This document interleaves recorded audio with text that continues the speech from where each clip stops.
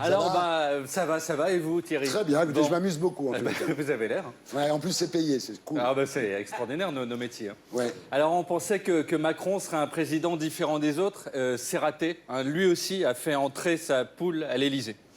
Il s'agit d'Agathe, qu'on lui a offert au Salon de l'Agriculture et qui lui a été officiellement remise.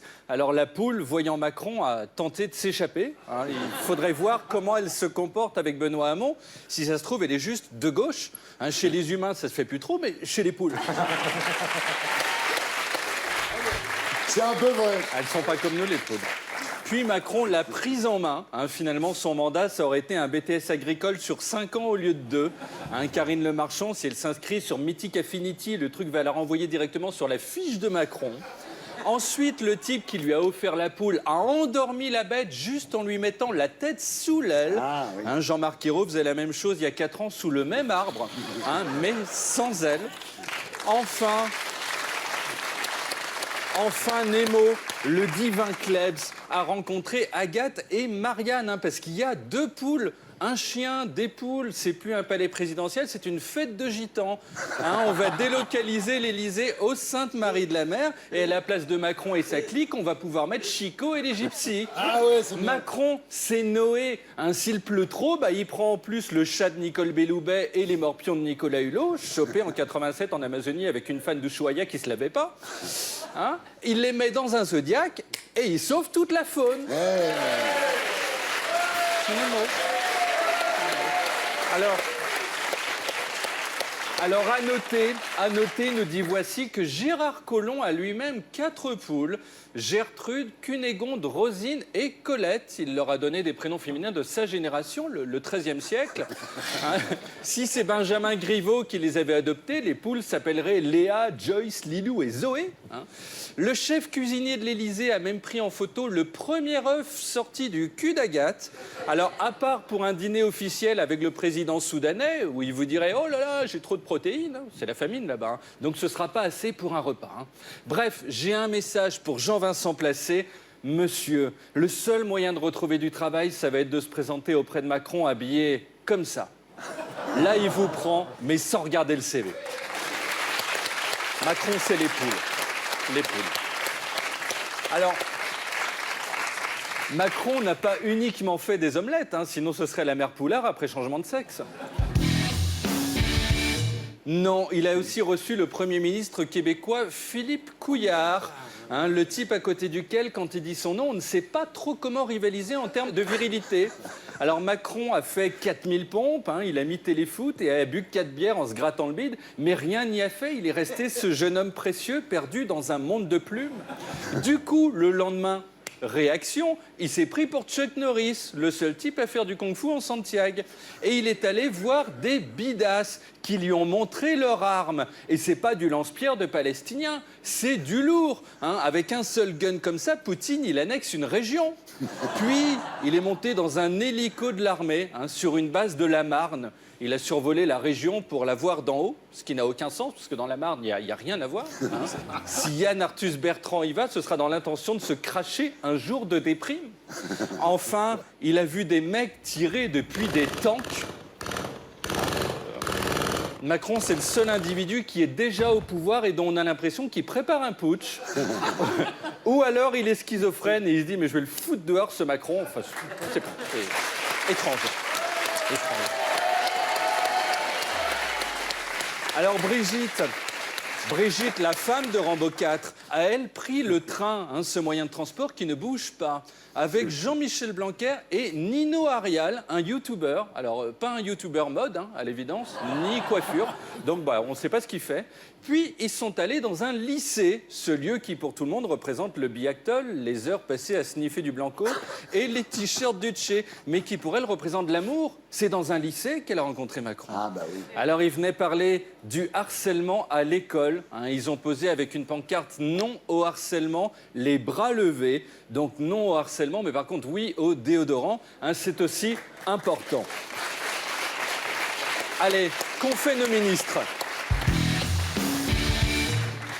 Eh ben, ils ont vécu leur petite vie. Marlène Schiappa a fait une soirée, on lui a remis un ours, le même qu'on a nous. Oh oui. Sauf qu'elle n'a pas eu à participer à un jeu.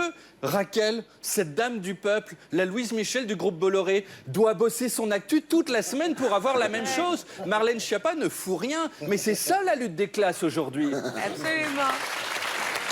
Christophe Castaner, le mannequin du catalogue d'Axon, a visité Mont-de-Marsan. Au musée de Mont-de-Marsan, il a vu une statue d'une dame le doigt tendu. Du coup, après, il a fait la même chose.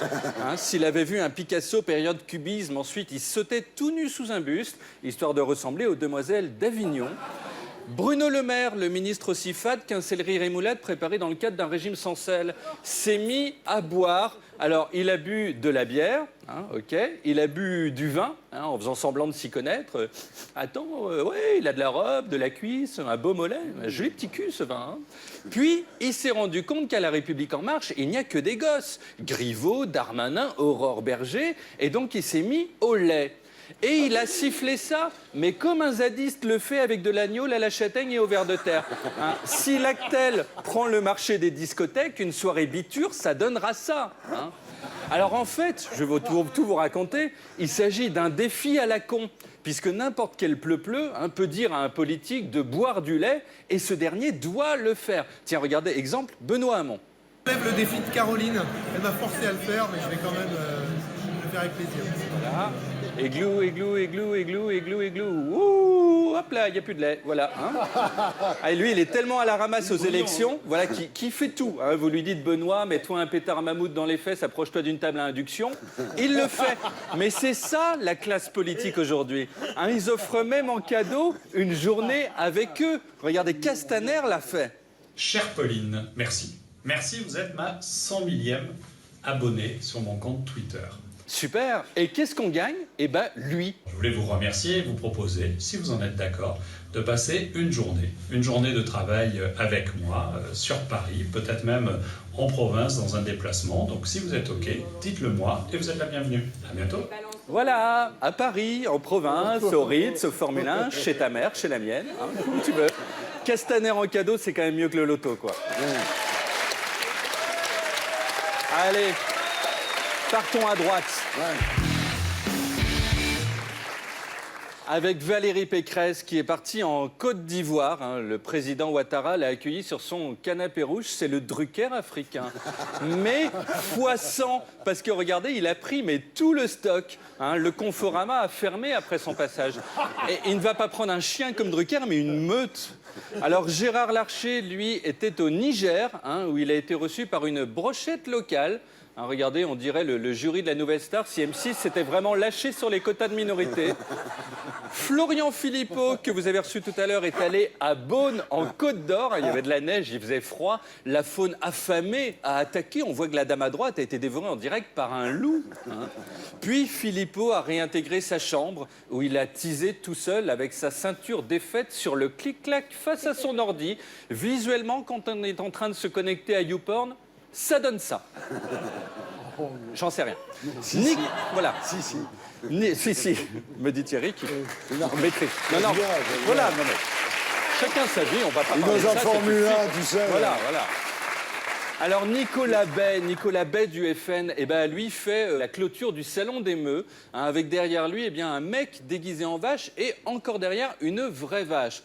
C'est quand il a tenté de traire l'une d'elles et qu'elle lui a répondu « Ah, mon grand fou, je t'aime » qu'il a compris qu'il avait confondu les deux, bien sûr.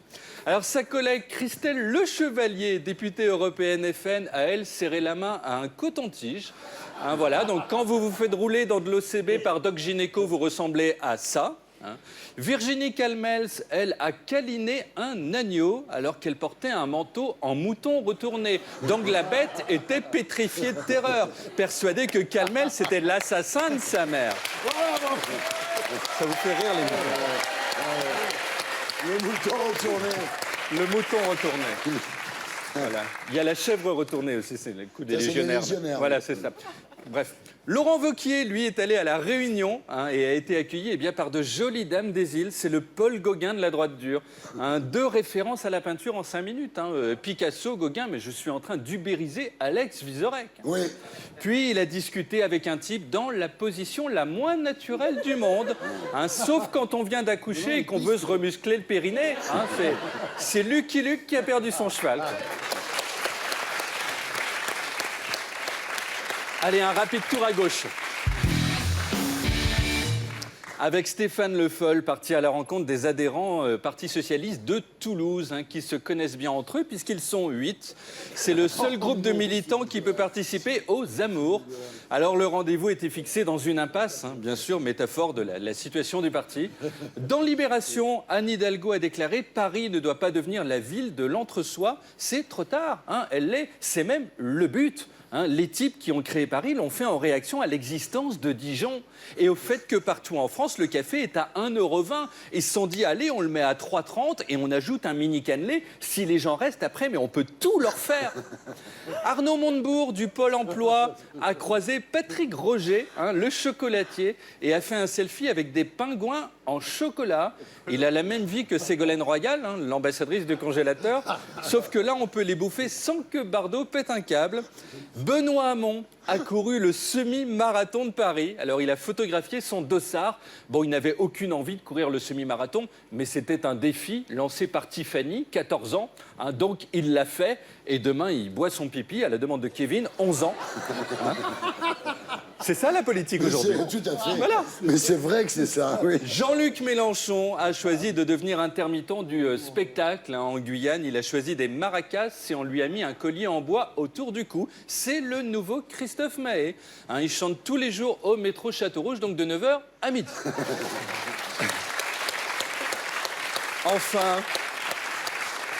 Enfin, le gagnant de la semaine. C'est le prince William qui, pour la première fois, a décoré une parabole CanalSat pour la remercier de ne pas avoir diffusé TF1 pendant quelques jours. Il trouve qu'on a gagné en qualité de programme. C'est pas faux, mais on a toujours Énergie 12. Salut les terriens! Salut, bravo! Bravo, c'était Tanguy Passion. On va retrouver ici la semaine prochaine. Et d'ici là, sur mycanal.fr.